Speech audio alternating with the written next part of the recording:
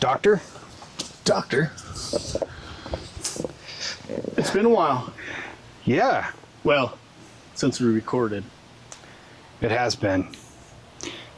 But, you know, as these things work out, we don't just record every day. We're not Yeah. Joe Rogan, we're not that lucky. Yeah. Let's just go to the studio where I have my gym, shoot some bows and arrows, and then we'll fucking record some shit. Yeah, and my firearm shooting range in the back. And I don't have to edit or do any of the shit. I I mean, pay we can people. do that shit out here. We could. Neighbors might get pissed, but... There's no backstop. But Fence. the Vinyl fence, fence will stop a 45, right? that fence will catch it, or the neighbor's kids will, one or the other. Either way, I hit my target. So yeah, let's talk about Phenomecon 2025. Phenomecon. So Good times. That was your third time, right? Yeah. Yeah. Officially, it was my first time. We won't tell them. Well, the first time I went, it was my brother and his wife were supposed to go, and then she ended up having a work trip she had to go on, so she couldn't go. Super gay. Which I think she was just like, yeah, I'm not going to that shit. So he called me the night before and was like, hey, I've got this extra ticket to Phenomecon. And I was like, what's that? You know, Skinwalker Ranch and Bigfoot shit. And I was like, tight, dude. Yeah, I'm off. And the same thing, it was, I was supposed to be off Thursday because I just had Thursday off because I blocked it out. It was our hell week. And he called me Tuesday night and was like, yeah, I'm leaving tomorrow. And I was like, bet, dude. Calling in. Yeah. I think I'm going to be sick tomorrow, bro. I got COVID. So I went on her ticket. And then last year, I procrastinated until they were sold out.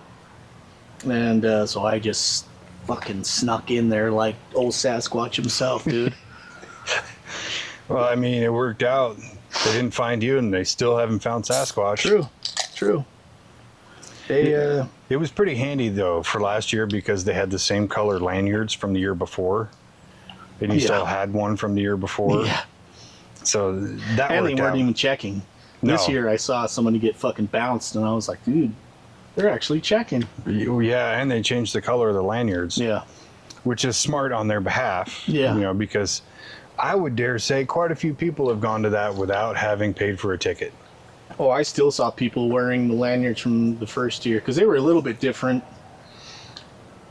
So I want to say the first year they were like black on one side and green on one side on the other side. And then last year they were just all the way green. And then this year they were like purple. But I still saw people with the black and green ones from the 2 years before. I did too. I was like, are they vendors? Are they special Could've been. guests? Or, I mean, whatever it was kind of like, there's a lot of security guards this year. Yeah. So, Which was cool. I mean, we got to see, I mean, we did actually see somebody kind of get kicked out, which was tight. We got some action, you know. just never argue with somebody who's smarter than you. That's Like way smarter. talking PhD smarter than you. Yeah. That guy, I swear to God, when he got up there and before he opened his mouth, I'm looking right at him standing at the mic going, this guy's going to say something fucking stupid. Yeah. Did not disappoint. Just want to say I love everybody with, you know, everybody's out here opening their third eye and Their pineal gland. opening their pineal gland. Come on, bro. Let's leave that shit for another day. Let's go to Spirit Con or something like that. Well, what was even Conscious fun? Con. We should just start our own Conscious Ooh. Con. I dig that. Actually, they already have one. It's in Vegas. But it's actually called PsychCon or something like that. But it's like mostly research on psychedelics. And they have a bunch of vendors. Just listen right now. You can hear Chewy getting an erection. What? That's the sound of Chewie's erection. It sounds like blowing leaves. It's pretty interesting. Yeah, that guy, I don't even think that guy had a fucking question. I think he was just up there to talk. Yeah. I can't remember if he asked the question or not. I know he made some pretty bold statements about the moon landing. Yeah, moon landing. He went right from pineal gland into moon landing. The moon landing was fake, and if you believe they rode in a tin can to the with moon. a Casio watch and shit, like, wow, you really are a special guy. I mean, we had our episode on the moon, and there is a lot of questionable shit about the moon. For sure. I definitely do believe I want to say this was my opinion then, too, was that I believe that we went to the moon, but the video feed might have been faked. Yeah, I pretty sure that was what we came to with that, and it really felt good when Travis Taylor kind of confirmed that he had the same theory. Yeah. That yes, he believed there was some wonky stuff with the video footage and all that, but 100% believes we went there. And he himself even stated the one fact, like, you can look through a telescope and see, you know, the flag and the landers and everything that are still sitting there. Like, how did those get up there if we didn't go? Unless we live in a simulation. The moon is fake also, dude. It's just a projection. It's a hologram, so they just inserted those into the hologram. Have you seen that video going around of the big face behind the moon? No. It's like, how do I describe it? It's like if you were looking at a projection and somebody walks up behind it, so their face is like twice the size of the moon. It's an interesting video I saw going around social media, but I'm like, this is bullshit. It's clearly bullshit. I mean, it's very cool looking. Or are they like recording through a window and somebody walked up behind them and their reflection is in the window? That's kind of what it looks like. I'll have to find it and send it to you, but you see it and you go, and they're talking about like, oh, all these people captured it. No, they didn't. Yeah. Then why is it only two angles of the same video? And they're from the same spot. Yeah, they're probably uploaded from the same IP address, which is also has a registered Adobe account. Did you see that on TikTok? Yeah, it's one of those stupid channels where they find like one thing and they latch onto it and try to make it bigger than it really is. Yeah. Which is fun and entertaining. That's all it is. It's bullshit. Yeah, just say this is for entertainment purpose, because there's a lot of fucking stupid people out there that believe any and everything. I mean, not saying that we're doctors, but we're not the smartest people in the world. No, I mean, really, really close. But Travis Taylor has a little bit more information than we do. That's the only thing, is we're just not insiders, you know? Yeah, I mean, I'm gonna just venture a guess to say his IQ is maybe 3 points above ours. Maybe. Collectively. Like if we add ours together, he's still got 3 points on us. Yeah, I believe that. Yeah, honestly, I think he's kind of the king of Phenomecon, because every time I've seen him talk, whether it's by himself or on a panel, I'm always enthused. Yeah. And every time these people ask him these questions, once in a while it's a good hard-hitting question, and he'll go off. And it's never long-winded or boring. It's like, right, this guy knows what he's talking about. Yeah, that's what I kind of like about the way that he does his, is that although there are some people that ask him stupid fucking questions, I mean, both years that we've seen him, he just went up there and kind of gave a short synopsis of what he's doing and where his background and stuff. But then he just opens it up for like an hour to people's questions, and some of the questions are pretty good questions, and he just takes it and runs with it. Yeah.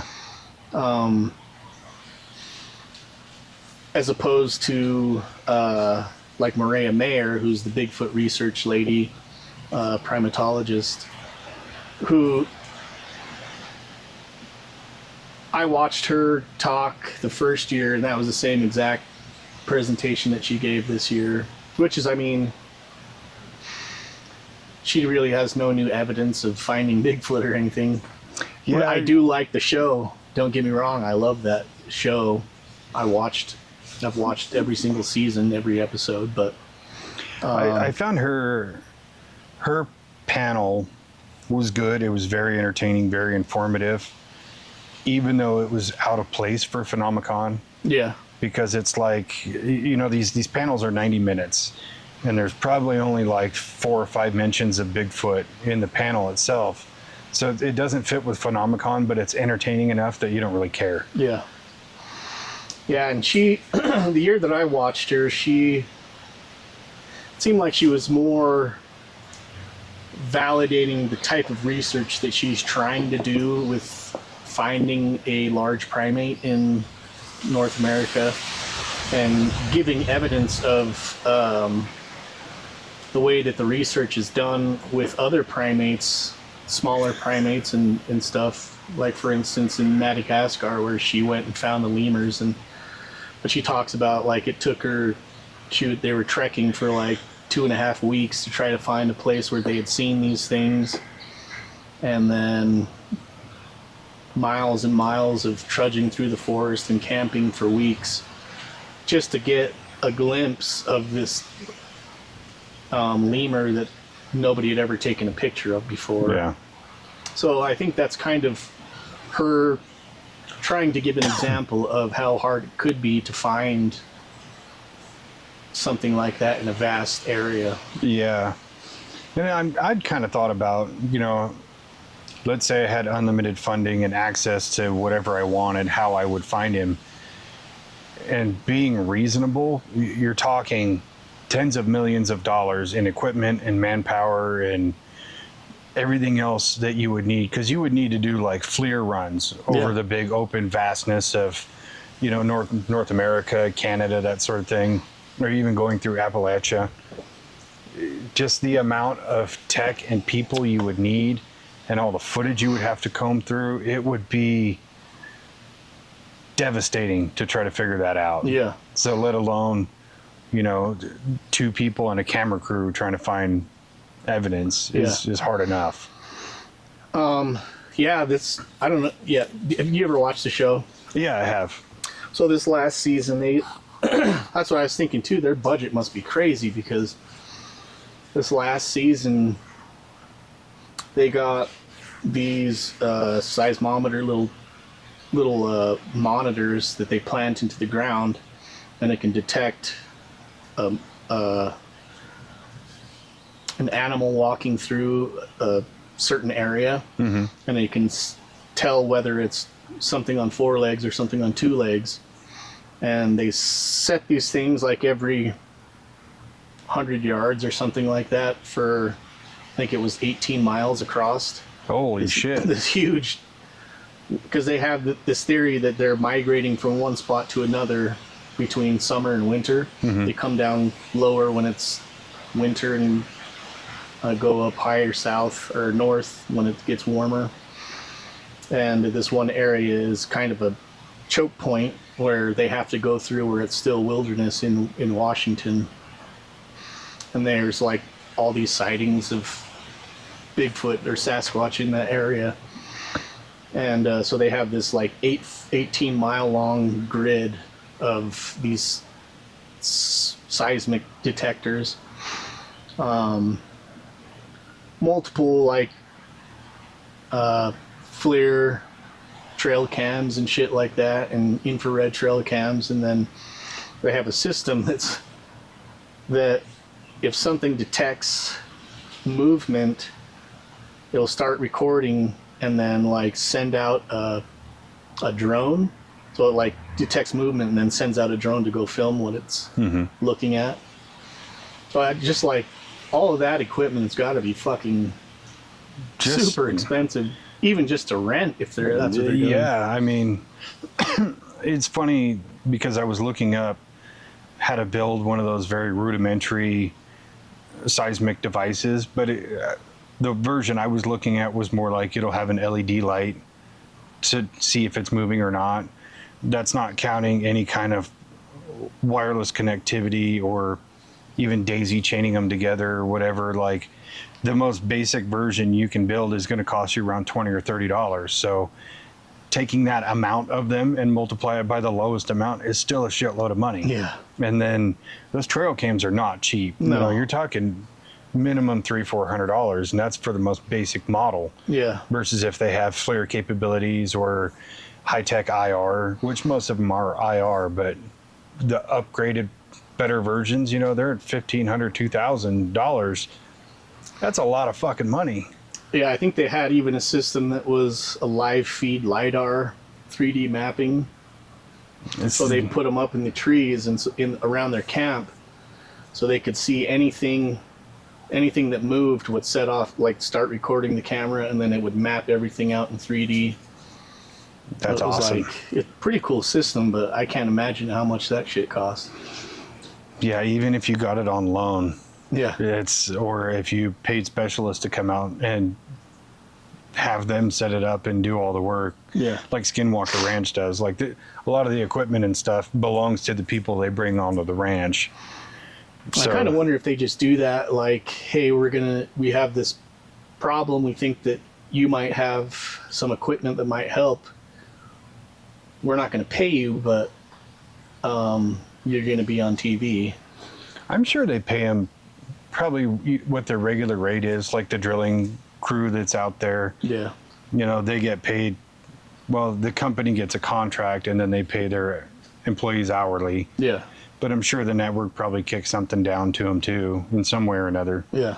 I can't imagine the network is spending a whole lot of money for the tests and experiments. I genuinely believe a lot of that comes out of Brandon Fugel's pocket. Probably. And that's, I mean, I'm sure the guy has pretty deep pockets, but I think he's doing okay for himself. yeah. Sure, he's smart enough to put it in the budget and be like, okay, well, the show made $7 million. I'm not going to spend $50 million on equipment. Yeah. And that is one thing that Travis did talk about was the budgeting of these experiments and some of the other questions, you know, where he's talking about to be able to clear that mesa out, get all the rocks and everything is, you know, it costs so much per pound, and it would cost about $50 million to actually excavate the mesa. Yeah. And to me, I can't help but think if I was like an Elon Musk or a Jeff Bezos, be like, I got you. Yeah. Do it. 50? Here's a check for $100. You got change? Got change for 100? Yeah. Which, I mean, kind of leads into what we were talking about at Phenomecon, was where they record for like 10 weeks or something in the summertime. Something like that.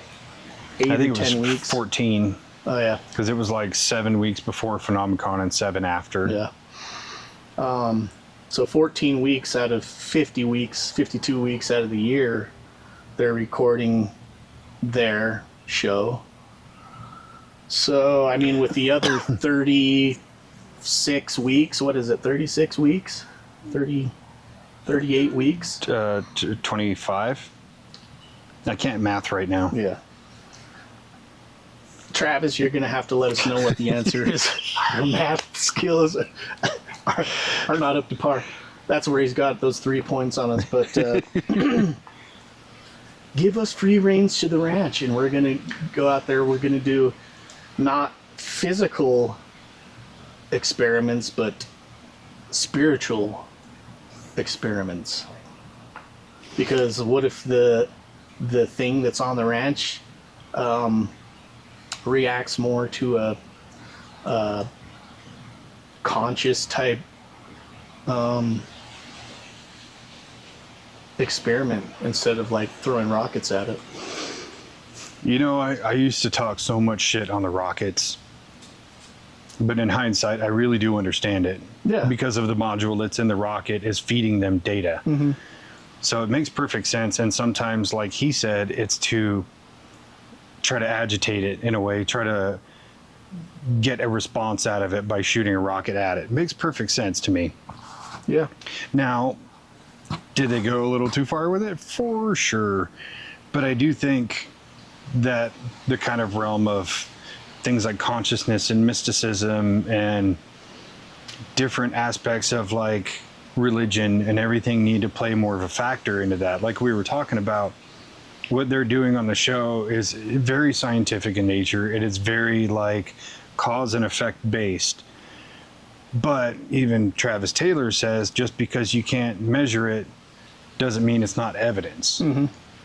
And that's where I think things like doing psychedelics on the ranch, or the idea you had bringing in a choir that can sing at different frequencies to come out there and see if it can evoke some kind of response. Things like that should really kind of take a forefront, keep the science where it's at. Yeah. But like, let's start adding other things. Let's start trying things that are a little bit out of the norm, or, you know what, most of the scientific community scoffs at Skinwalker Ranch anyway. So just start doing this weird shit and see what happens. Yeah. And if they don't like it, fuck them.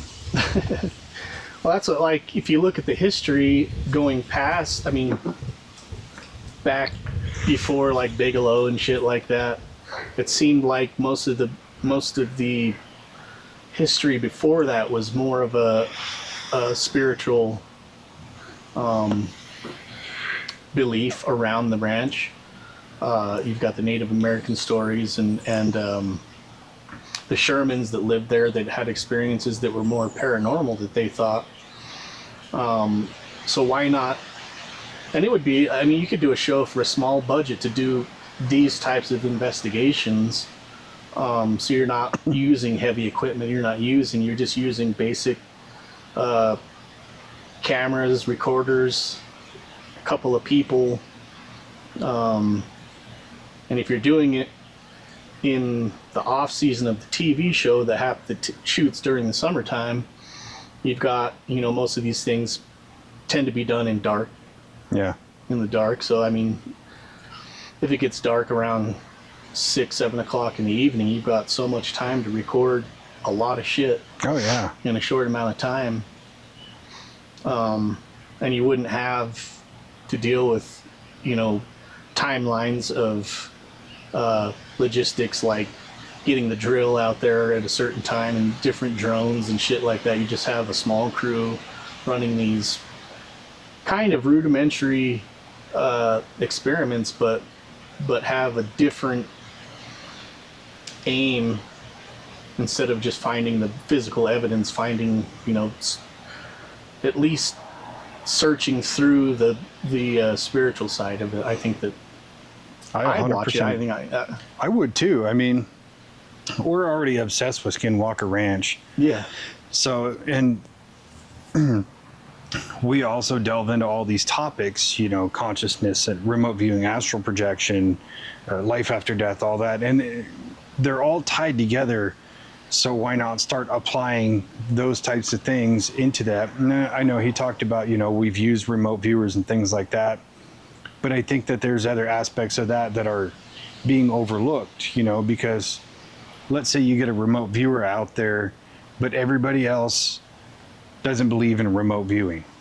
So you're already kind of, in a way, casting negative energy.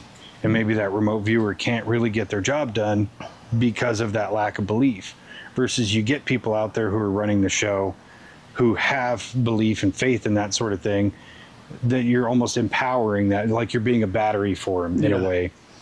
But the other things like bringing out the choir or, doing the psychedelics or having religious people come out and have different experiences, I think would play a huge factor. I think just bringing different people onto the ranch itself would have a profound effect. Yeah. Especially if you can monitor and record everything.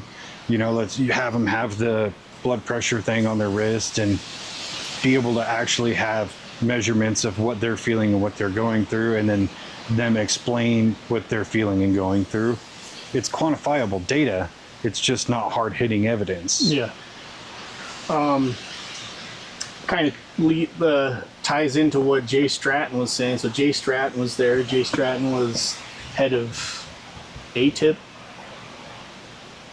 for a time. He's either ATIP or OSAP. ATIP or OSAP, one of those two. Just recently retired, like 2 years ago. He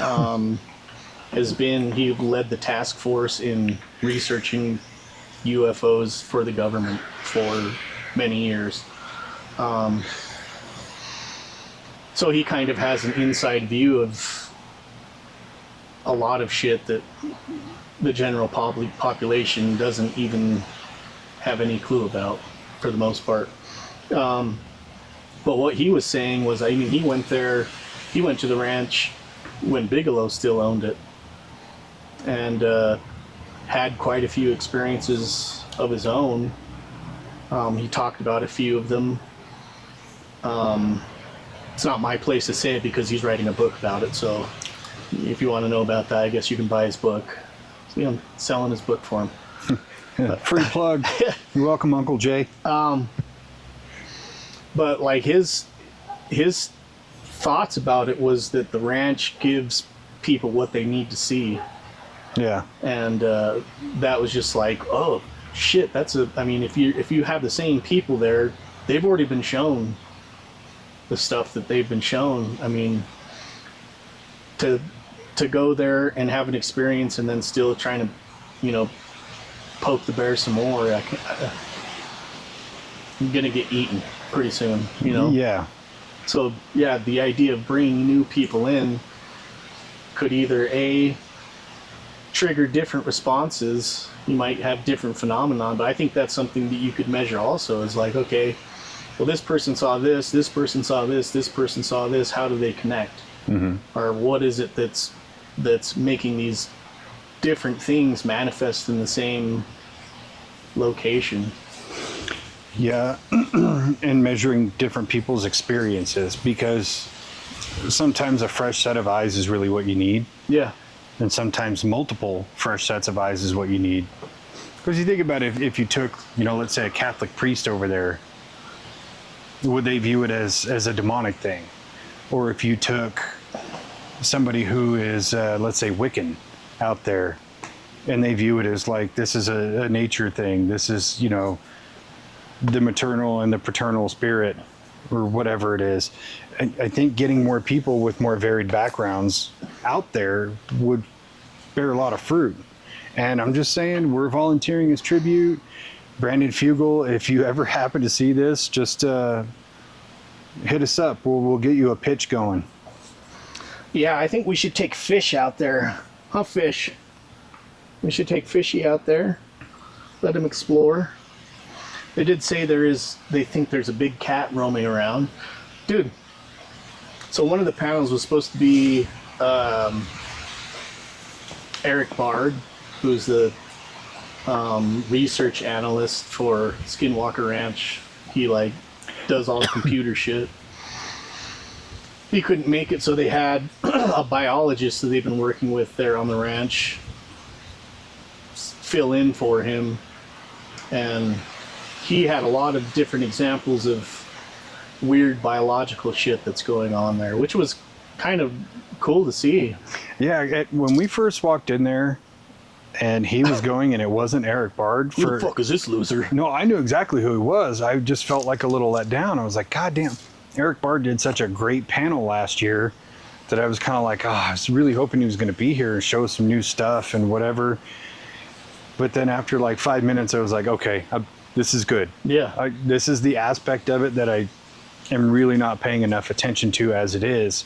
So the things that he was talking about with the big cat, or these bodies that don't decompose, or the dinosaur death stretch, whatever you call it, where the bones go backwards. Death pose. I learned so much just off of that now I'm more curious about the biological aspects of what's going on there. Yeah. And we've heard stories about, the biosensors, the cows, things like that. We've heard, the stacking up and the connex and all that, but you never really think about the other wildlife, the birds, the dire wolf that they found, which in and of itself is fucking crazy. Yeah. And it's crazy that that's on TV. Yeah.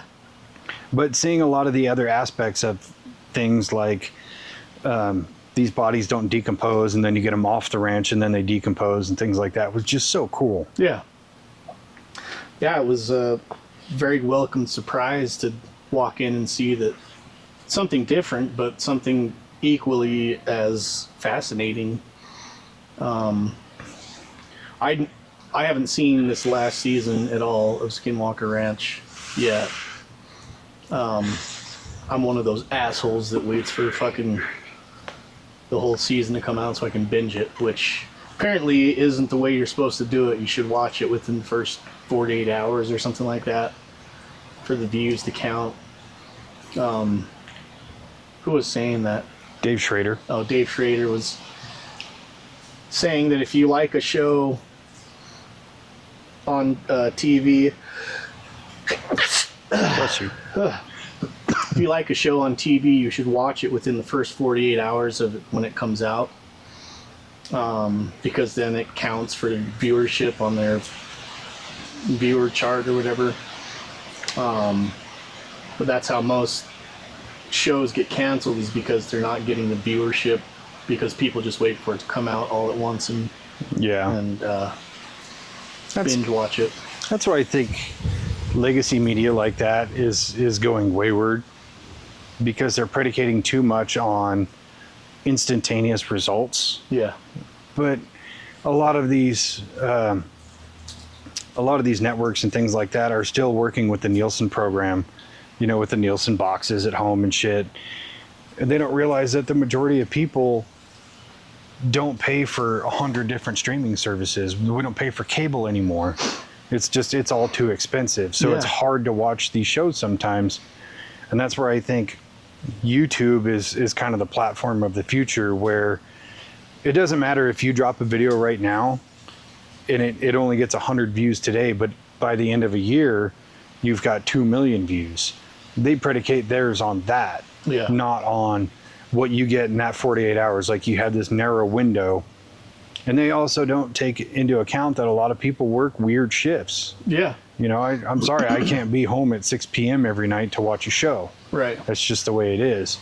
So it is sad to see that good shows are going to get canceled because of these very simple factors that they're not taking into account. Yeah. Now, if they would release that whole series, you know, even if they're going to do it in 1 week increments, let's say there's 10 episodes, 10 weeks, so 2.5 months, and then go another month after that and go, holy shit, viewership for this was just phenomenal after it was all done. Mm-hmm. People wanted to watch it, they just couldn't. Yeah. Yeah, it's there hasn't been a show on TV that I've been like, I have to watch that as it comes out for a long time. Especially now that like most of the stuff is on streaming platforms. That's how I watch it, because I won't, like, when we're working and stuff, I hardly watch anything on TV, really. Yeah.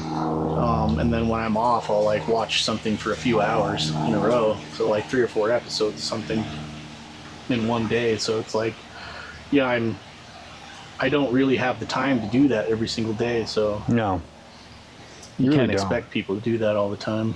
No, I mean, older people you can, but I'm not retired. I got a long ways to go. Yeah. Yeah. So one of the panels I really enjoyed this year was the Holzer Files. And I had never even heard of the Holzer Files. Well, I think I had seen it on there and I checked it out for a minute. But like I was telling you, I kind of went through like a period where I was just like, I'll watch a little bit of each ghost show and then find one that I like. And it didn't really work out because there's so many ghost hunting shows that are just fucking terrible. Yeah. And I hate to say that, because it's, you know, those people are doing what they love and somebody is watching it, which is why they keep going. But there's so many of them that are just, they're either formulaic, they're the same shit you've seen over and over, or the personalities in there are just not jiving with me. Mm-hmm. But after watching the panel for the Holzer Files, I went and watched the show. Like, we watched it while we were there, and I've watched it a bunch of times since. That's actually a really good ghost hunting show. Yeah. I like that one. So that's one of the, like a prime example of like, so I didn't even know about the show. I think it was canceled before I even knew that the show existed. So, I mean, it's one of those things where they got 2 seasons. I think there's 10 episodes in the first season and like 8 episodes in the second season or something like that. Yeah, it's pretty short. Show is pretty good. They have a pretty good premise for the show. and the personalities are likable. Although they are a bit different in real life, which I would like to see. I would kind of like to see their actual personalities on the show. I think it's weird that they actually have like characters for these people to play on these shows.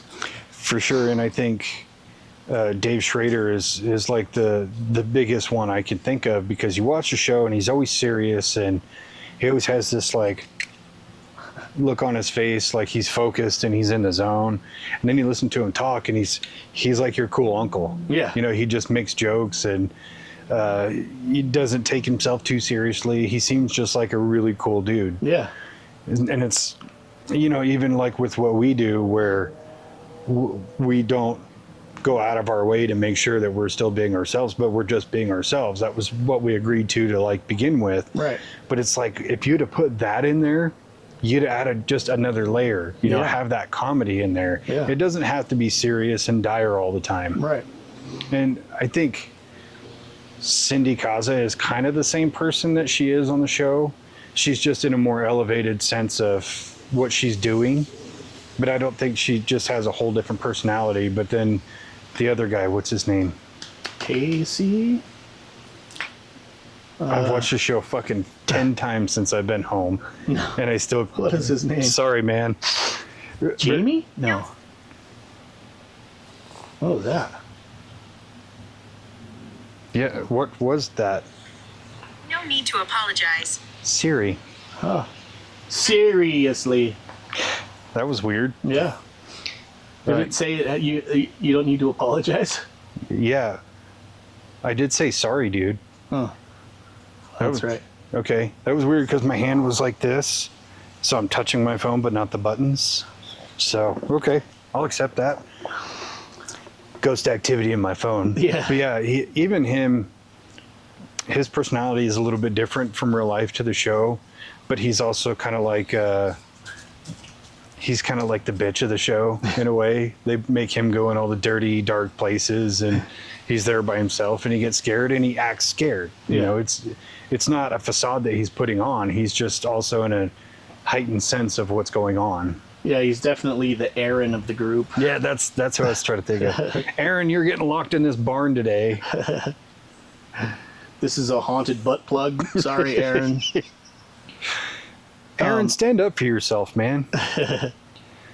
Tell him, no, fuck you. You're going in there. I'm going to the nerve center. Yeah, so I didn't even know about the Hoser files until the first year I went to Phenomecon. David Trader was there and was talking about it, and I was like, what the fuck is he talking about? I've never seen this ghost. I know all the ghost shows, I know dude. everything about ghosts. And then, so we went back to our house that we had, our Airbnb, me and my brother, and watched an episode, and I was like, oh, this show is actually pretty good. Thank you, sir. Yep.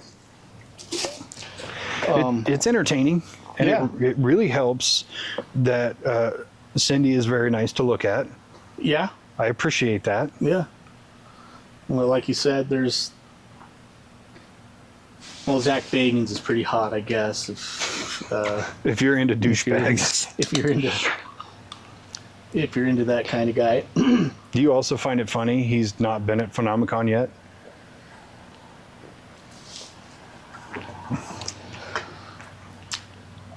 I don't know. Well, they've been doing this thing for, I think this is the 5th year they've done it. 4th or 5th year. So I don't know if it's just kind of not on his radar yet, but I don't know.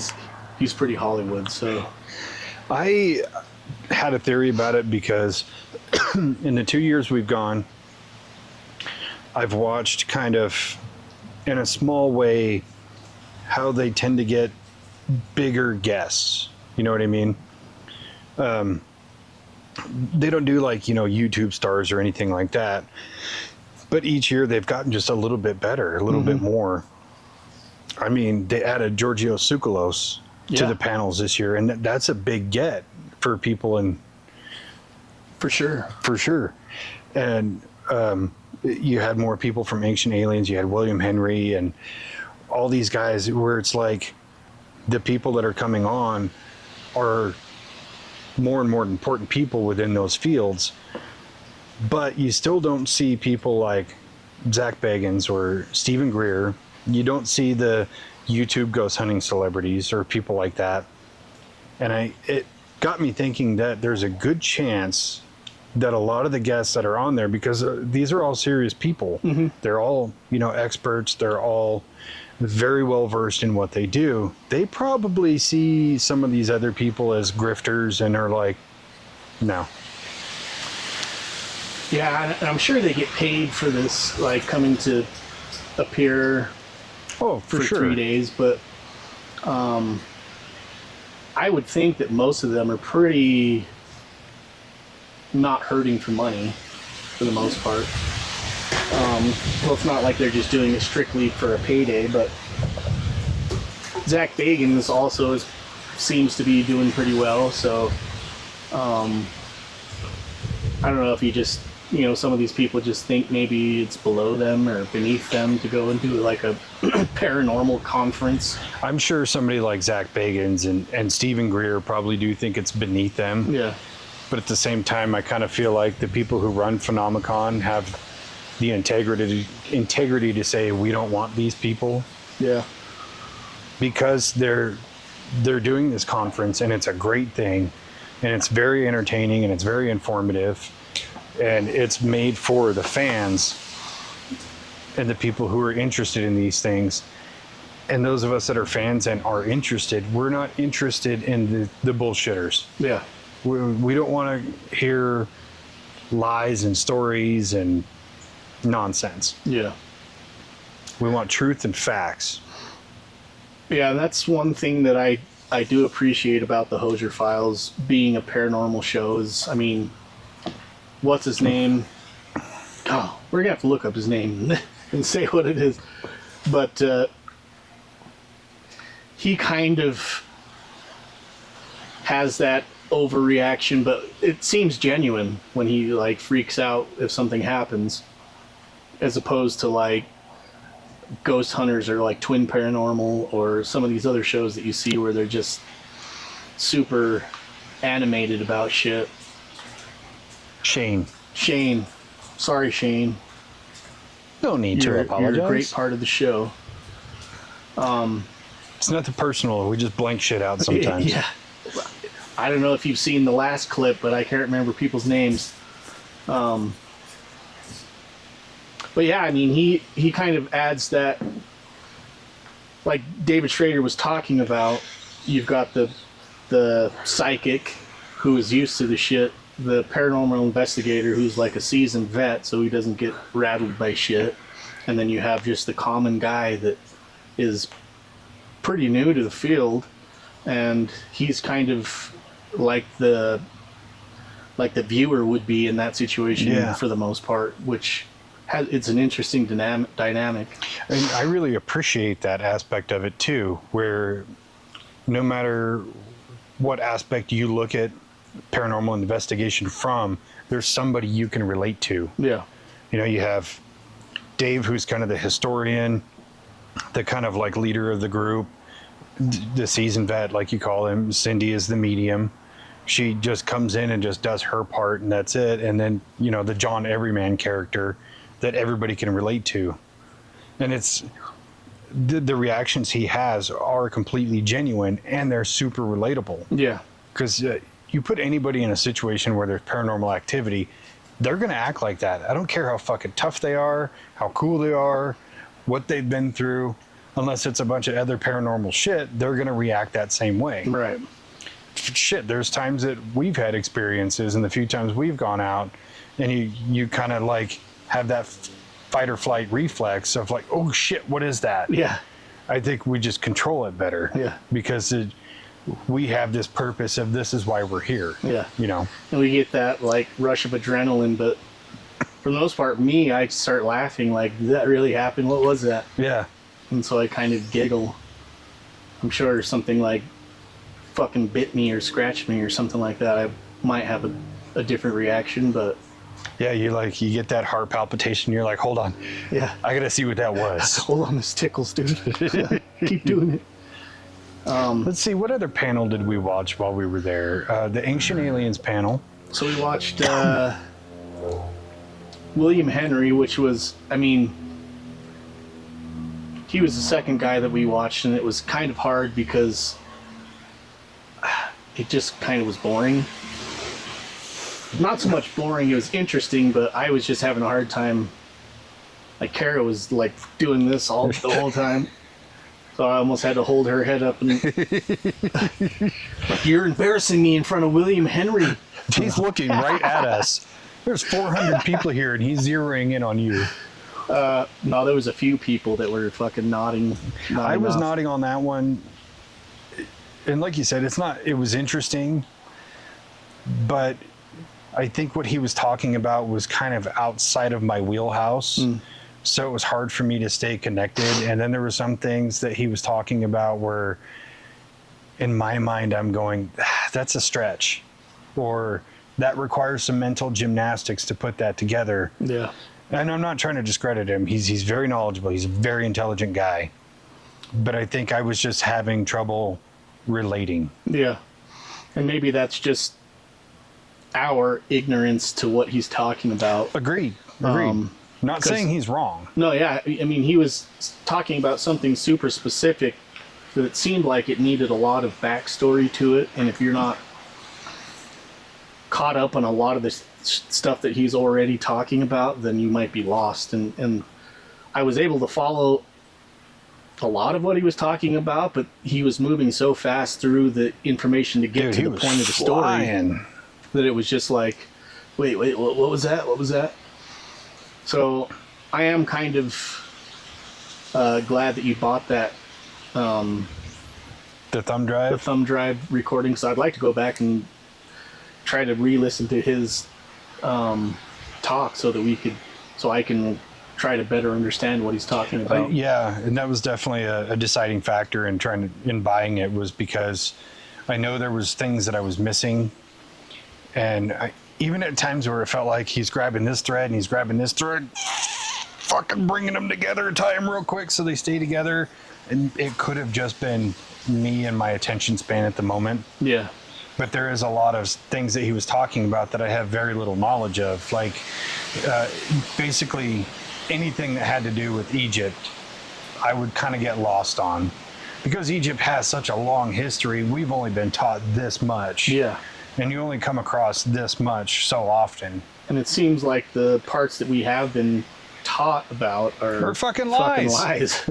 They're bullshit. So, I mean, he's stating a lot of the things that he's talking about, as talking about Egypt, you get lost because you're like, wait, what? Yeah. What? That's what? So, I mean, yeah, I'd like to go back and kind of pick it apart and research some of the stuff for myself so that I'm better informed on what he's talking about. Yeah, and if we do that and we go, oh shit, makes sense, we owe him an apology. Yeah, yeah. Which I'll Sorry, next time I'm going to be fully awake. Next time I'm going to pound a Red Bull. What I kind of wonder is if you can buy that recording of the whole thing without having gone there. I wonder that myself. I'm going to keep an eye on their website to see if you can do that. But even if you had to go there, I think it's worth a day trip. Yeah. I mean, even if you were going to go for a one-day thing. Just go on a Friday or Saturday because that's when they have all the big names. And you can buy single-day passes. A single-day pass for like whatever day you're going to go. You can pay for it. I think it's like 40 or 50 40 bucks. or 50 bucks for a day. Yeah, I think if you buy the full 4-day pass, it's 150, and I think that just saves you 50 bucks. Yeah. Versus buying 4 one-days. Yeah. I really hope that the version they sent out has everything, even the side panels, because last year when we went, I was there before you guys, so I just went to the con, and I walked in and watched Ryan Skinner. And he had a really interesting one, but he was in one of the side halls. What is it, room 1 or 2 or whatever. but he had a lot of really interesting things to say, but I don't think anybody was filming it. So towards the end of this, we'll have to come up with some things that we think should be improved with Phenomecon, and we'll round back to that one. Okay. But yeah, William Henry was good, entertaining, but it was hard to follow. But again, it could just be our ignorance. Yeah. The Ancient Aliens panel was just pure fun to me. Yeah. Because those guys, there wasn't a whole lot of information produced, but watching them just have fun together was entertaining to me, because you demystify these people that you've seen on TV for 2 decades now, and you think of them as like celebrities in this field, but then you watch them and you go, these are just dudes. Yeah. These guys are just homies, and I love that. Seems like the only thing they were missing was like fucking steins or something, pints. Yeah, see, and that's the problem. If we ever were to end up on a panel at Phenomecon, it's like, no, I don't want a bottle of water. Get me a beer. Yeah. JK, I already brought some. We're just In like, fact, you don't even need to get me. I've got my cooler right here. we're just like, hey, do you want a beer, guy in the audience? That is what we talked about this that night. It was like, dude, I swear Tsoukalos and Travis Taylor were stoned out of their fucking minds. It looked like. Yeah, maybe it's just their hair, but Tsoukalos was just like, but I mean, he's a smiley guy. He was there for the whole time of, well, at least, was either Thursday? At least Friday and Saturday. And he had a booth outside the, just right outside the convention hall, the main hall. And he was just meeting with people and talking to them, taking pictures the whole time. And then he would go and do his thing. Like he came out on one of Travis Taylor's panels and kind of popped on stage because Travis Taylor was making fun of his hair. But he was out there the whole time, which was like smiley, fucking looks like he's happy to be there. And he was doing that for 5-6 hours. Yeah. Just nonstop. Yeah. And every time I'd pass by him, he was never like, oh, another one. No, he's just like, hey, come on up, and field a question or two and take a picture with people. And just, he's just one of those like positively electrified people. Yeah. Just did not seem downtrodden at all. Because just being at the convention, by the end of it, I was like, I peopled way too much. Yep. I couldn't imagine being in his spot and maintaining a positive attitude and things like that. Yeah. I kind of wanted to go up and get a picture with him. And, but I would go by and there's like 5 people in line, like, nope, that's too many fucking people, dude. Yeah, no, for sure. I mean, I don't know how to adequately explain it, but I don't get like social anxiety very often, but when I'm in a place where it's kind of chaotic, I've talked about this with the mall. Yeah. Because there's no organization. Everybody's just wandering. Everybody's just doing everything, and that's exactly what it's like going there. And it's not a huge venue. So yeah, just after a while, I'm like, God, why is there fucking people out here? I hate this. And then you're just like, So yeah, I mean, we watched I think those are the only ones we watched, huh? Oh, the Skinwalker Ranch panel. Skinwalker Ranch which panel. is the one that I always look forward to the most. Because when you get that different array of those guys from that show, it's really entertaining to see their dynamic and how different they are from each other. And how different they are from the actual show. Yeah. It's like, and Bryant Dragon is arguably the funniest guy there. Yeah. And he's also seemingly the most normal dude. Not to say that any of them are abnormal, but for a person like you or I, talking to a PhD regularly is not in our wheelhouse. We just don't do it. Except for each other. But Except for each other, yeah. how many doctors just wandering around talking about these shits? It's just us, baby. Yeah. But you'll watch how he interplays with the other people, and you're like, I could have a beer with that guy. Yeah. He seems legit. I feel the same way about Travis Taylor, but I wouldn't want to engage in intellectual conversation with him. I don't want to feel any dumber than I already fucking feel. But it is interesting, and then hearing their different stories and things like that, you know, the stuff that you don't see on the show, the stuff that you don't hear about in the podcasts and things like that that these people are on, is always really entertaining to me, even if it's just the small, tiny little stuff that happened, like, oh, I was standing there and my shoes just came untied. It was super weird, you know. Those things actually intrigue me. Yeah.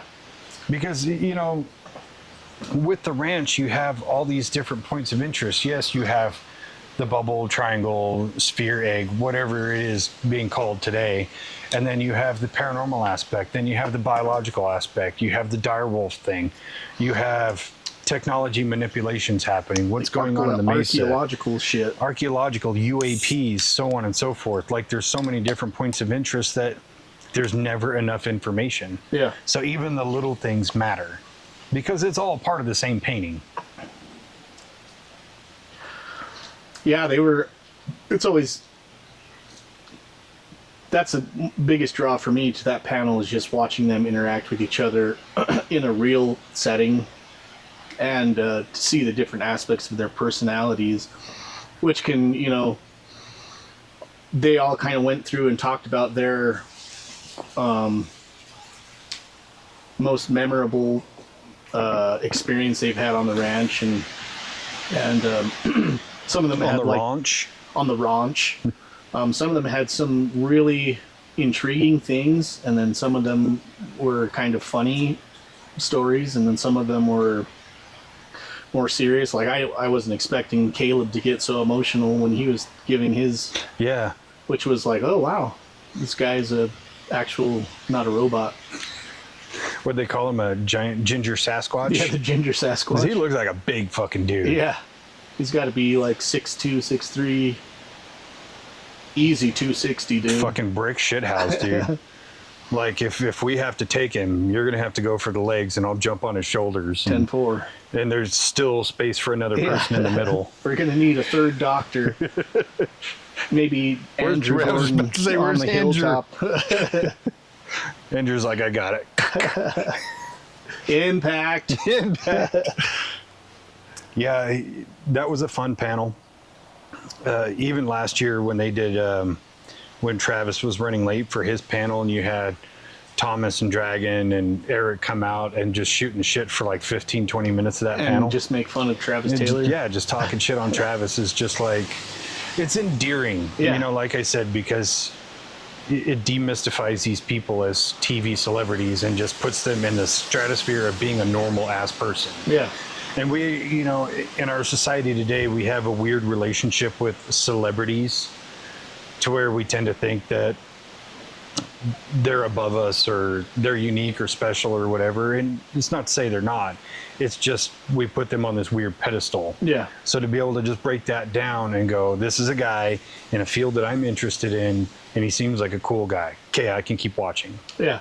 Not only that, too, is like most of the guys, or most of the people there, except for the Skinwalker Ranch guys, because I think they're still filming while they're trying to do this Phenomecon thing, so they're kind of back and forth. But most of the people that talk there have a booth there where they're kind of selling books or whatever they're selling. But you can just go and fucking talk to these people that you kind of watch on TV or whatever. Yeah. They're just sitting there, like Nick Pope last year, after he gave his speech, he came down and sat. He was like sitting right kind of 2 rows next to us. Yeah. And watching the other panels. So it's like, oh, it's just a regular guy that's interested in the shit, who has a little bit more in-depth experience into what we've been looking into for a long time. And he's not so arrogant to say, I have the answers. That's why he's watching somebody else's panel to see if he can learn something. Yeah. And I really appreciate that. Yeah.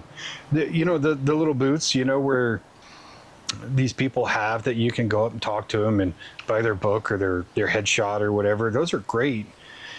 And as many times as I thought about going up and talking to some of these people, I'm like, what would I actually talk to them about? Yeah. I love your show.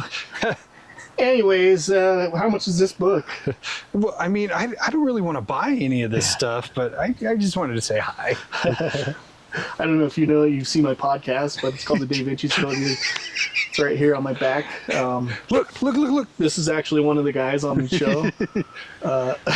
Those shirts are so awesome.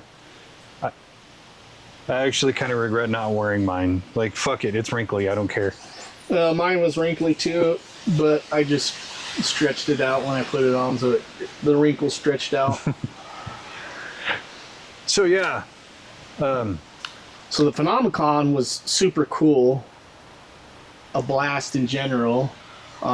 Side note to that, we stayed in the same Airbnb that we stayed in last year, where we had a few anomalous things happen. It's in Roosevelt, so it's 4 miles away from Skinwalker Ranch. Yeah, it's really close. I think last year when we left the Airbnb to go there, it took us like 15 minutes. Yeah. And like 7 minutes of that is the road from the highway. Yeah. Because you got to drive a little bit slower. It's still kind of residential. Mm-hmm. But yeah, it's I don't know about you or even Kara or the kids, but for me, just entering that area gives me some kind of weird feeling. And I know Scott's got his theory that whole basin is cursed, but I don't see it that way because I don't believe that the things that happen at Skinwalker Ranch or around it are evil or malevolent in some way. I think there's just some kind of weird energy about that place that I just tend to feel personally, and I don't think it's like I don't think it's like a pareidolia thing where I'm just hopped up because I'm in the area. It's genuinely something that I feel. An energy. Yeah, because once I leave, it's gone. Yeah. Hell, even when I get to Vernal, I don't feel it anymore. And they talk about that as the Skinwalker Ranch is kind of right in the bottom of that whole basin, Uinta Basin area. So, you know, if it's in the bottom and this area is kind of being used as almost like a satellite to beam out information or receive information,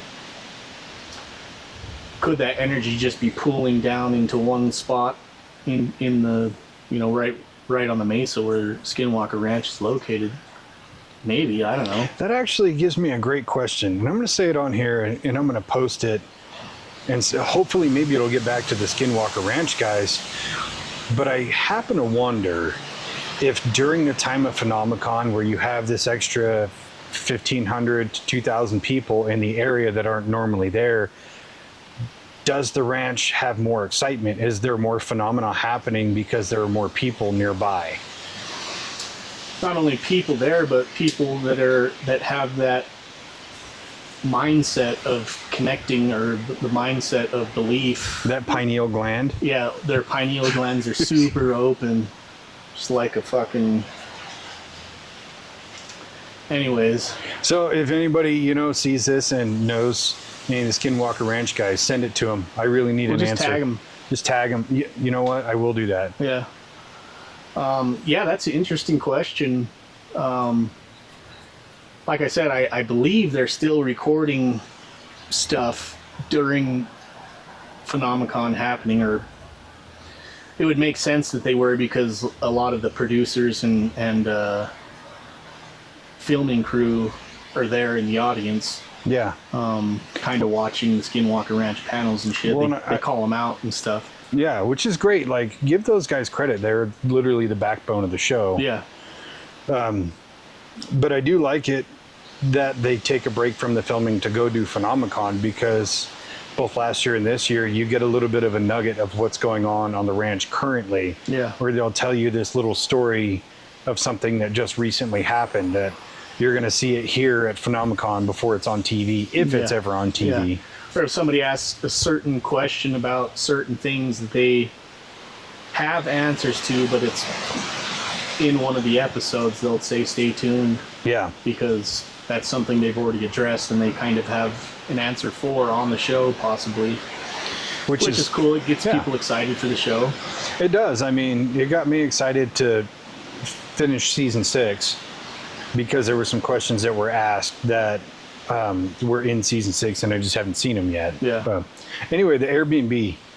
So last year, and I want to get your take on this, but last year, just walking into that place, the energy is palpable.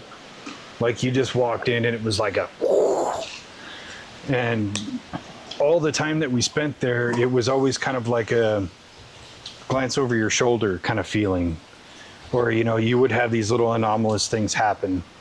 This year, it was not so much. Yeah. I mean, there was a couple of very small things.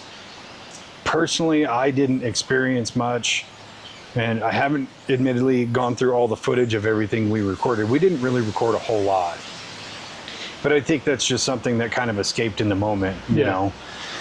But, you know, you'd hear like what sounded like a footstep on the stairs, or the last night we were there, I opted to sleep on the couch downstairs because I was like, you know, nothing really happened when I was sleeping in the bedroom I had with the door shut, so I'm going to stay down here and just see if anything happens.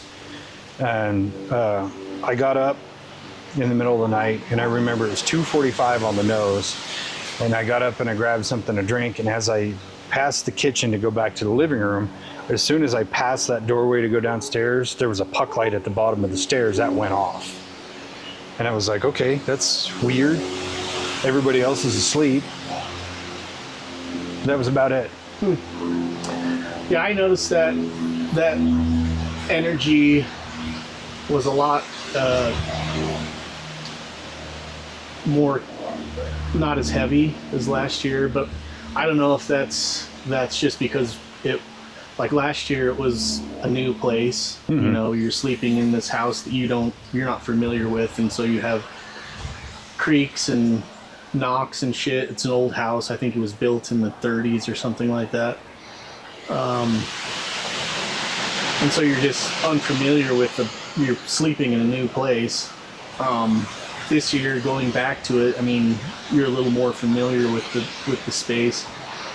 Last year, I had a few things happen that I saw that I couldn't really explain. This year, I didn't really have anything like that happen.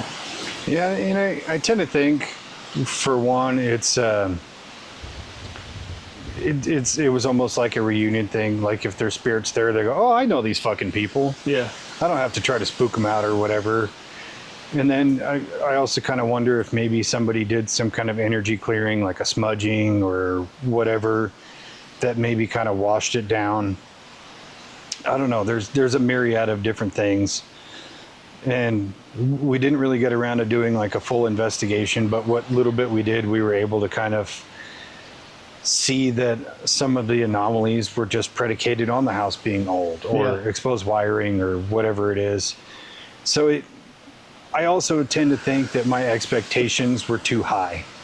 Like I had it in my head that we were going to go there and the same freaky shit was going to happen, and I was going to capture it, and I was going to have some real evidence, or at least capture phenomenon on camera. And I think, especially after listening to Cindy Kaza talk about going into these places with intention, I think my intention was wrong, and my intention was too high, because I wanted these things so bad that I wanted that specific outcome, but detachment is the way to get those outcomes. And so I definitely think part of that was just in my mind. Yeah. Of expecting more than what I should have. Yeah. Got my hopes up. Still a great time. Kara said that she had seen a few things. We were sitting in the kitchen one night, and she said that she saw a shadow come out from the front room and then go up the stairs. She said it kind of went up the stairs and then disappeared. Then we like grabbed some shit and started kind of filming and trying to document, but I did see a similar thing happen when a car went past, but I'm not sure if that's what she saw. She said it was like a full dark figure, not like a shadow going by, but like a solid figure. I saw just like a shadow of the post move up when the car went past. It kind of just moves kind of up the stairs, but I don't know what you saw. I was kind of in the middle because I could see exactly what you were talking about with the cars passing. But I also don't discredit that she saw something because of just the history of that house or the history that we've had with it. Yeah. I got to tell you one story from Phenomecon. And I didn't want to tell it before. I was saving it for this, and I hate saying it out loud because it makes me feel like I'm just fucking bananas. But during the William Henry panel, I was kind of dozing, right? And then I felt like a brush of cold go past my arm, and I kind of like startled awake, and I could see kind of like a white mist go right in front of me. Just like, whoosh. It went right past the people in the row in front of us and then just disappeared. I know how crazy that makes me sound, but I know what I saw and I know what I felt. No, yeah. Because I was like, the fuck is that? And I'm looking around like, did anybody else see it? Somebody right behind you fucking ripping the jewel, dude. This jewel tastes like piss. No, that's what I found funny about it, because that was my first thought. Did somebody just like rip a vape? But the way it moved, for one, it was kind of stationary in the shape. Yeah, it wasn't solid, but it didn't move. It didn't move like vapor or mist or anything. And it just stayed on the same trajectory, move forward. It didn't go up or down. It didn't like get smaller or bigger. It was just whoosh, disappeared. Interesting. That happened at Phenomecon.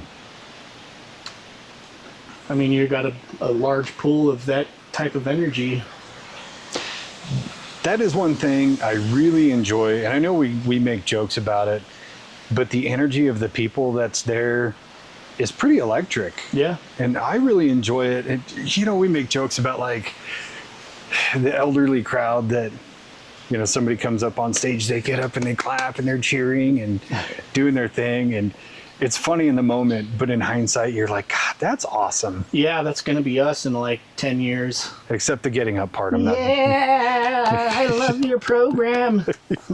I've seen you on TV. I've seen you on the television. I have a bowl of soup and watch Ancient Aliens. It used to be Murder, She Wrote. But it is great. No, I mean, yeah. There's a surprisingly small amount of kooks that go to those shows. I will say that the crowd this year was a little bit different. Just because it seemed, maybe it was just because we actually went on Saturday and Friday and Saturday for a large portion of the day, and got to witness a larger array of the crowd that was there. Yeah. Wednesday and Thursday have been slower days typically, and then Friday and Saturday a little busier. Yeah. But this year it seemed like Friday and Saturday there was a lot more, like a lot younger crowd. Yeah, I mean, I remember making a joke, there's not usually an abundance of young, attractive people at Phenomecon. And then Friday and Saturday you roll around and just prove you wrong. Yeah. Because it really is like the people who are retired, and you know, this is like their hobby. They get to go on Wednesday and Thursday because they don't have to work anymore. Yeah. Which is great, but I want that for my future too. But some of the crowd aspect is the same. There's a lot of couples there, you know, and it's always endearing, you know, because these couples like share this shared interest in all these things, and they're, you know, sitting there rubbing each other's back and stuff. And I'm like, aw, I'm lonely. Don't do that shit in front of me. And like go out in the middle of it and go get a club sandwich somewhere. There's always one person who sits near you who's eating, and they're the most fucking obnoxious eater. I don't care about the eating. There was one lady during Travis Taylor's solo thing that was sitting kind of behind me. Does this wind not know we're doing a podcast? I don't know. Selfish. Fucking rude. But I swear she thought she was having a conversation with him, like everything that he would say. Oh yeah, that's right. I remember when, what are you, you know, he's not talking to you, right? I had to like give her a look like 3 or 4 times, and my neck was hurting. So I was just like, fuck that lady, dude. It's obnoxious. Like, yeah. It's like going to the movie theater and people talk the whole time. Yeah. Which I'm the guy, I will tell you to shut the fuck up in the movie theater. Shut the fuck up. But at Phenomecon, I have to show more restraint. Mainly because I'm wearing a shirt with the brand name on it. And I don't want them going online and hate speeching me for yelling at some 70-year-old woman. Shut the fuck up. Like, you yelled at that 70-year-old woman. She shouldn't have been talking. Dr. Travis Taylor was talking. Okay? God. Or that one dude who's sitting there clicking his pen behind me. And I had to give him the 1,000-yard stare. Yeah, there was a lot of people there I saw that were taking notes. I was like, I should probably be taking notes, but that's too much fucking work. I gotta bend down and get my fucking notepad and shit. Hey, that one gal that was sitting in front of us, she was intense. Yeah. I would actually love to have had a conversation with her because not only is she taking notes, she's pulling out her 2024 Phenomecon handbook that they give you and cross-referencing and making new notes. And this, now, what? Does she have the answers? Yeah, she had like sketches and shit inside of her notebooks. Like, that's pretty fucking diligent, man. I feel bad for like visually eavesdropping, but at the same time, I was so interested. Like, what has she got there? Yeah. What are we working on here? Can I help? Do you want to be on the show? Yeah. Like, no, it was interesting, and I swear I wasn't trying to be a creep about it. None of us were, but you don't often see stuff like that. I mean, I was still listening to him, but just watching what she was taking notes of, and I was like, maybe that's what I should have been doing, so I can understand what he's talking about. Like, No, that's why I bought the thumb drive. So I'm a repeat listener type of person. yeah, me too. Yeah, the crowd was great, except for, and this is where we should get into the improvement part. There are things about going to Phenomecon that are downsides. And one of them is totally out of the hands of the presenters or, the people who run it or whatever. It's the people that get up and ask dumb fucking questions. Yeah. So half of the premise of what they're doing there is each panel is like 90 minutes. And so they'll spend usually the first half of their panel giving almost like a lecture of what they're working on, or the history of how they got involved with doing these things, or something they're interested in that kind of goes along with all the topics that are there. And then the other half usually is like Q&A. So they give the whole audience, they have microphones on both sides, people line up, and then they ask questions.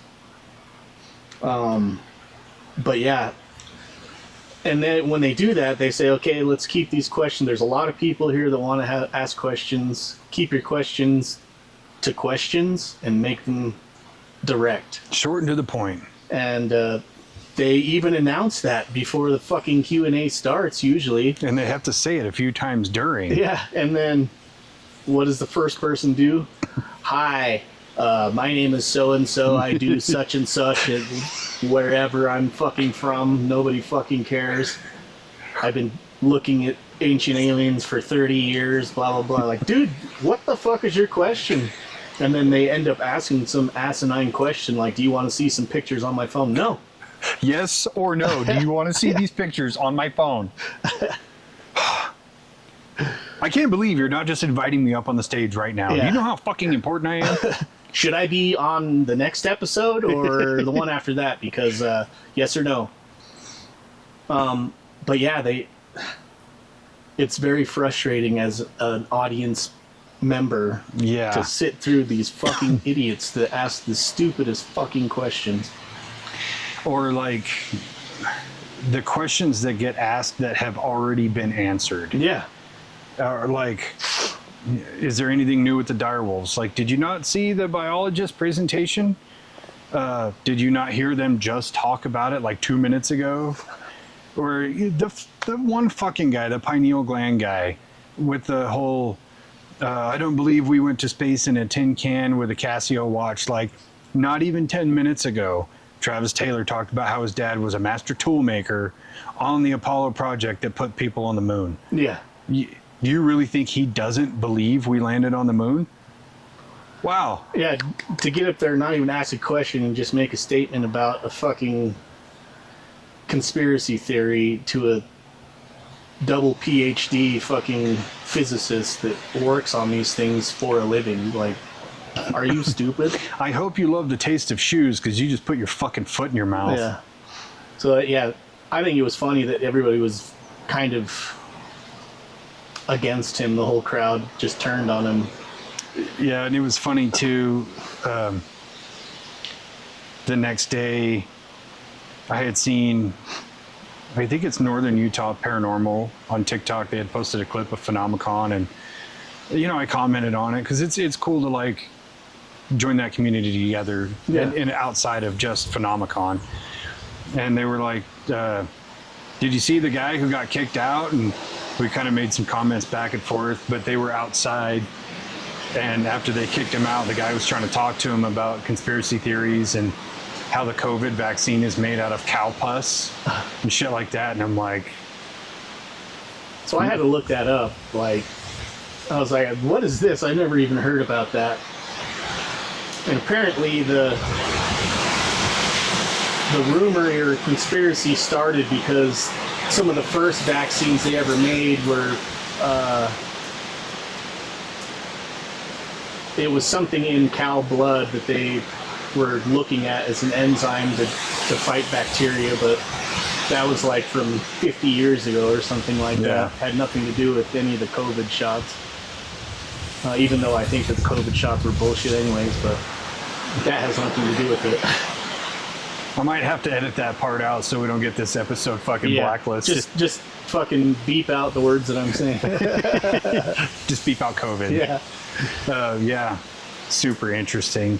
I did like, and I don't know why they didn't roll it out until the last panel there that we went to, where you could scan the QR code and ask a question.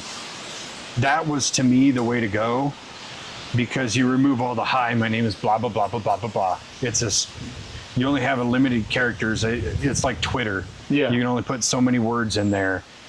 I mean, granted, still people were putting in basic rudimentary questions, but some people's questions were actually good. But a lot of the times they'd look at it and go, blah, blah, blah. Okay, here's your answer. Boom, next one. And I think it would be way better to get away from the interpersonal mic thing and just do that. Yeah.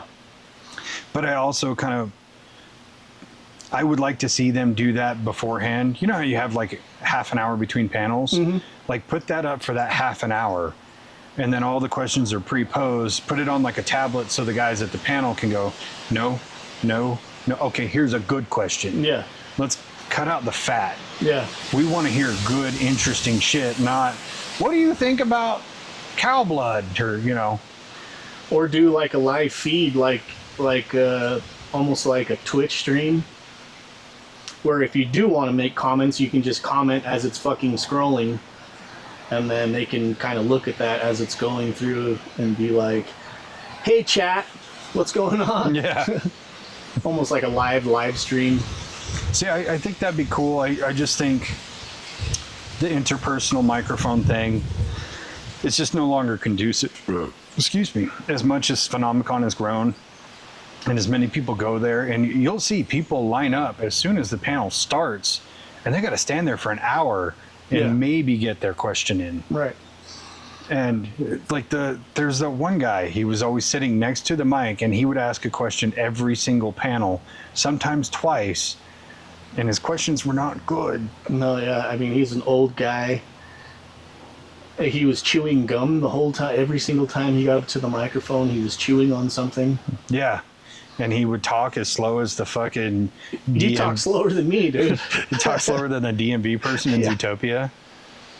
Yeah. Then maybe you could shoot a rocket. It's funny. Yeah, I just was pulling my hair out. I think the second or third time he got up to ask a question. I think there was a moment where, because we weren't talking or communicating during these panels, where we both let out a collective sigh of but I think you were leaned forward and I was leaned back. And that was when I was like, oh, okay. I'm not just being an asshole here. Spence has got it too. I feel better. Did I tell you I went to pick up my daughter at school the other day, and there's a girl with a Phenomecon shirt and the alien glasses on? Really? Yeah, this was on Monday. So I was like, that's cool, you know? Yeah. You know, it is great to get your kids into that sort of thing. Like, just to get their interest going in different things. Yeah. Not to say you got to be interested in what I'm interested in.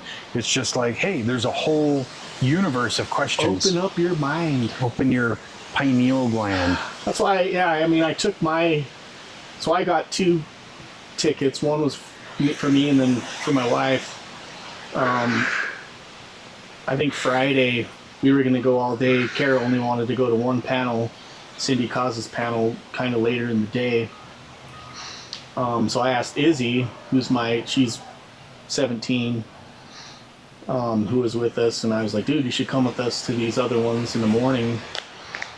And I catch her watching like some space shit and some aliens type shows, and she likes the Y-Files, and so I thought she'd probably be interested in it. Which, if you don't like the Y-Files, you're an asshole. Yeah. And so I think that she wanted to go just because she didn't want to sit at the house all fucking day, but I don't think she was very interested in seeing what was there. But I think that after the fact, I think she really enjoyed it. Yeah. Yeah, because we were talking for a minute, and she's like, yeah, this is way more interesting than I thought it would be. Yeah. And I really think people probably have a lot of that perception of, I don't want to go listen to a bunch of conspiracy theorists and weird alien and paranormal people, but it's like when you actually listen to them, you get enthralled, even if you're not normally into those subjects. Yeah. Well, that's what I told her. I was like, hey, you want to come with us? So I woke her up because she was sleeping. I was like, hey, do you want to come with us? And she's like, yeah, I guess. She got ready, came down, I was eating breakfast, and she came down, and I was like, oh yeah, so these are the people we're going to go see this morning. One of them was Travis Taylor, the other one was supposed to be Eric Bard. I was like, they're scientists. She's like scientists or pseudoscientists? And I was like, well, I mean, Travis Taylor has 2 PhDs and a master's degree in astrophysics and optical fucking devices and shit like that. So, I mean, he's a scientist. Yeah. He studies real shit. And she's like, oh, okay. Eric Bard is too. Yeah. And then the biologist guy, he must have a doctorate. What's his name? Was it Matt Huffman? Hoffman? Yeah, something like that. Yeah. Very funny guy too. Yeah. A lot of personality. You could tell he was nervous, but he just kept like whiz bang booming facts and then jokes and facts and jokes. Mm-hmm. He was kind of like a little Dave Schrader. Yeah. Little mini Dave. Yeah, it was entertaining. Yeah, improvements. I kind of think the vendor situation should change up a little bit. I would like to see different options for like food and drink vendors inside. Mm. Because at one point I went out and I was going to grab a Red Bull because I was just like, I was in Snoozeville. And the drink they made me was terrible. I also didn't tip completely by accident because I did the thing and whatever. And I was like, thank you. And I didn't think about like looking at the screen for a tip. But in hindsight, I saw them later and they had the receipt and had them sign for a tip. And I was like, now I feel like a dick. But that drink sucked. Because it was like coffee and Red Bull? So it was supposed to be like a Red Bull mix, kind of like what you would get at Swig or the other fucking place. Fizz. Thirst. Fizz. Yeah. So it was kind of supposed to be like that, but I'm like watching this gal make it and it's just pumping the shit out of these syrups, and like the bottom of this cup is this full of syrup. It's only like an 8-ounce cup, and then puts a bunch of water in it and a splash of Red Bull. And I was like, I'm going to give it the benefit of the doubt. And I walked away and I stirred it up and I took a sip. Oh, God, that's all syrup. I thought you were drinking a Coke. I would have rather have had a Coke. I didn't know it was like a drink. Well, you saw one of the vendors had like a little stand-up cooler and there's milk in there. I'm like, who the fuck is... cold milk sounds good. All those old people. Must be. Let me get a chocolate Ensure, please. There's other stuff I think... I get it. Vendors are paying for a spot and they're trying to sell their product, but there's some stuff I don't think should be there. Like, why are we selling tattoos that have to get done off-site? Yeah. It's so backwards to me. I think one year, I don't know if it was last year or the year before, they were actually doing tattoos there. They were, which I could buy into that because people are getting, they have a board with all the pre-post tattoos you could get, and they're all pre-priced, so it's like an alien or a little Bigfoot or whatever. And yeah, people are sitting there getting ink. It's like, okay, that's cool. I think they were even doing piercings too. Yeah. But some of the other ones, I kind of felt like you're just here to hawk topaz jewelry. I get this is your target demographic, but should you be in the main hall? Yeah. No. I just think that the merch should be tied to the topic. Yeah. You know what I mean? Yeah, there was a lot of weird shit there. And Kara tried to get a booth there, and it was mostly just because I wanted to see how much it would, like, what the booth fee was.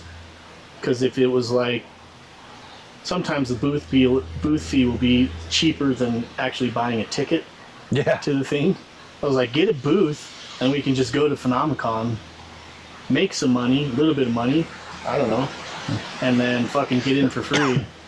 That was my plan, but see, I think they kind of only let, it seemed like it was mostly like locals. local vendors in, which I understand they're trying to make money for the county. I get that too. And as much as we talked about the getting a booth there, for the podcast bit of it, I think that we could just double down on that and sell fucking shirts too. Yeah. I don't know about like pricing on them, but it'd be cool, if you're doing like we talked about, you're sitting down and having people come up and tell their paranormal or UAP stories, that sort of thing. They're going to be interested, they're going to be vested, and then when they get up to leave, they're going to go, hey, let me buy a shirt. Yeah. Because I'm going to commemorate this. Like, I'm going to be on the internet, I told my story, I'm on this show, I'm going to buy this shirt as like a partial representative of that moment. Mm-hmm. And I really think that would just be a lot of fun to do. Yeah. And even, if there's the three of us there, we can even alternate on panels. Like, hey, you want to go see this panel, we'll maintain the booth, or you both want to go see this one, I'll stay at the booth, kind of thing. Yeah. We'd have a lot of fun with it. Yeah, I mean, we could do it pretty easily with shirts. Just have Kara bring the press, and then get a bunch of the DTF things, and then they can choose what shirt they want and then what design they want on it. And then that's press it way right cooler. Is it that portable? Yeah. Press is just like it's about this big. It's not screen printed, it's a press, but it would be like still a DTF transfer. Sounds like we got a plan. Yeah. But yeah, I think that half of the big draw for people, I think, to go even to watch these types of things is because most people have had something happen in their lives where they're maybe seen something in the sky they couldn't explain, or seen ghosts before. That's why they get into watching paranormal shows and stuff like that. And so a lot of people have personal experiences that draw them into these things, and then they go to the conventions, and a lot of it, I think that people just want to have an opportunity to tell their story. Yeah. And so yeah, I think that if we were able to do something like that and set up a booth and then like let people come give their experience, I think that it would be a really cool experience for a lot of people. I think so. And I mean, case in point with the questions where people get up there and my name is so-and-so and I've seen this or I experienced this or whatever, and they predicate their question on that. Like, instead of having to crunch that down to like a 5-second question, you come sit down and talk to us for 10 minutes. Yeah. Tell us your whole experience. Let us ask some questions, things like that. Yeah. The hard part is just going to be like, Okay, you told your story. Okay, well, See Kara over there? well. Buy a shirt and see you around. see you on the internet. Bye. Yeah, I think it would just have to be like a predisposed conversation of, I'm going to put up a timer. This is how long we have. Other people want to tell their stories. If there's nobody there, you can go longer. Yeah. But, tell your story. We'll put it on the channel. You can share it with whomever you want. And then buy a shirt. Yeah. We talked about maybe even doing a side note thing with Phenomecon to like... They have, license to use the footage. Yeah, so, I mean, I think that would be pretty interesting too, because it's connected with these people who are doing this for a living, and so it might open an opportunity for these professional people to come and talk to these other people who have had, who knows, they might have had some fucking crazy shit happening at their house or in their lives or on their property or whatever. Yeah. That might open a doorway to have it come and be filmed and be on TV and shit like that. I think just think of the connections you would make with people talk about my house is haunted. I live in Salt Lake. Like, ooh, yeah. We have a thing for that. Really? Give me your address. How familiar are you with piss? With piss, paranormal investigation, super squad. The possibilities are endless, and I do think as another improvement, Phenomecon should delve a little bit more into content creators being able to add to the experience. Yeah. Granted, not everybody. You can make it a whole more interactive than it. I mean, it's pretty interactive where you can go and talk to all these people pretty much throughout the day, but like getting people to be able to tell their story and be part of the whole thing as opposed to being just an observer. Yeah. And that would be super cool. It would also be super cool, like, to get some of the speakers here and there to kind of step in and, talk about what they just talked about or answer any questions or things like that. Like if they could come in and do a half hour, we could have all these pre-post questions that we got from our audience to ask them, or our questions. Yeah. And they could just sit there and kind of long form answer these without a 3-minute question for a 12-second answer. Yeah. Or even think about this, like we do some like interviews of people that are, in the crowd or whatever. Maybe a short 5-10 minute little thing, couple minutes of telling their story, and then fucking upload that to their system and let them play that in between the Ooh, I love that. intermissions and shit. Like lunchtime, there's videos of the people that are around here telling their stories. Yeah. So they become famous right there at Phenomecon. Yeah, just have them display it on all the hanging screens and shit. Or a lot of the smaller rooms, they have the TVs above the door. Yeah. Play it there too. Yeah. So people want to feel important. Yeah. Is really what it is. People want to tell their story. They want to feel like, I want to be involved in this process too, in whatever little way they can.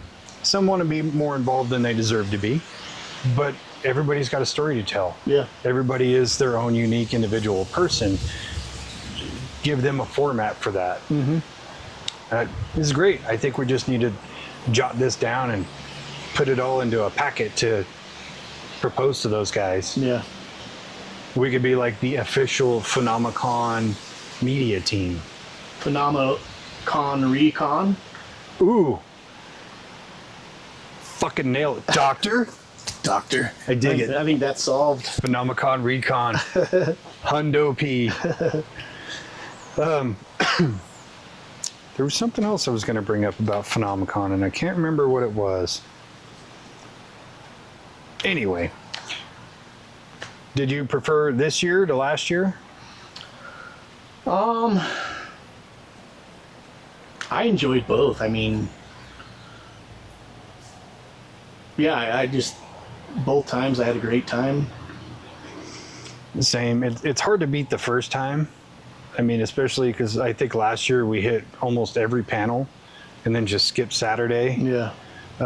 We didn't go to the after party or anything like that. maybe next year we will. But again, you kind of get peopled out by the end of the day. Yeah. So it's difficult. But for running a booth, we got to do the whole thing. Yeah. But yeah, the first one was definitely my favorite, but that's because it's the first one. This year was still fun. We watched the panels we really wanted to go see. And I think that was better suited for this year because there were some panels I wasn't interested in. Still a great time. Lots of cool facts, information we didn't know. Lots of jokes, lots of fun. All around good time. Yeah. Guess we'll have to put some information together and submit it for next year. We're going to have to. Phenomecon Recon, you heard it here first. We'll see. May have to buy some new gear, but we're gonna make it happen. So I know we talked about it last year and we didn't materialize anything. This year, we're gonna have to work on it. Guess that's it. 10-4. That's it. Check out Phenomecon. For sure. If you live in northern Utah, go to Phenomecon. Yeah. I mean, $150 for 4 days of information of shit that you might be interested in it's worth it. It is worth it. Yeah, I can't wait to go next year. Me too. But that's it, Doctor. Doctor. Pull it there. Okay, I love you. Bye-bye. Goodbye.